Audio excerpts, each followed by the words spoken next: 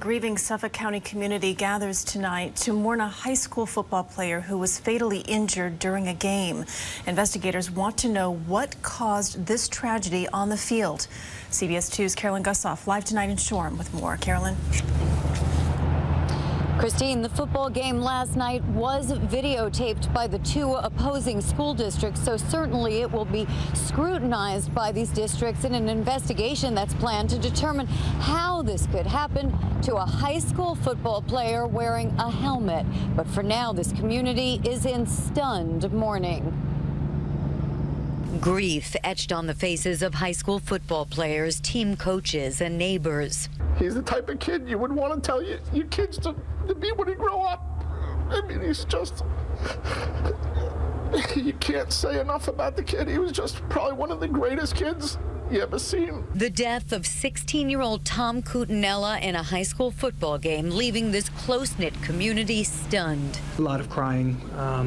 A lot of hugging. And a lot of questions. The high school junior, a linebacker from Shoreham Wading River High School, was playing an away game here at John Glenn High School in Elwood. School officials call it a typical football play with freak results. He collided with an opponent, hitting his head, stood up, then collapsed on the field. An ambulance arrived in 10 minutes. Cutinella rushed into surgery, did not make it. The game involves contact. And it was the result of a freak football play. I can't even wrap my hand around it right now. I've had him since he was 6 years old in the PAL and up through the junior high and JV.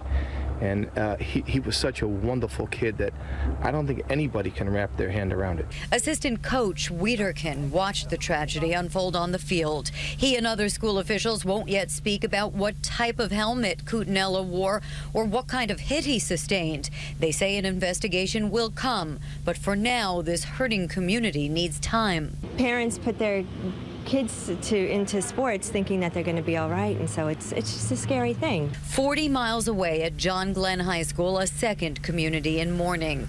Grief counseling available to students here in Elwood, where the game was played, as they are in Shoreham, where Cutinella, the son of a police officer, was a star student and beloved. He's someone that exemplified what truly a nice and well-rounded person can be.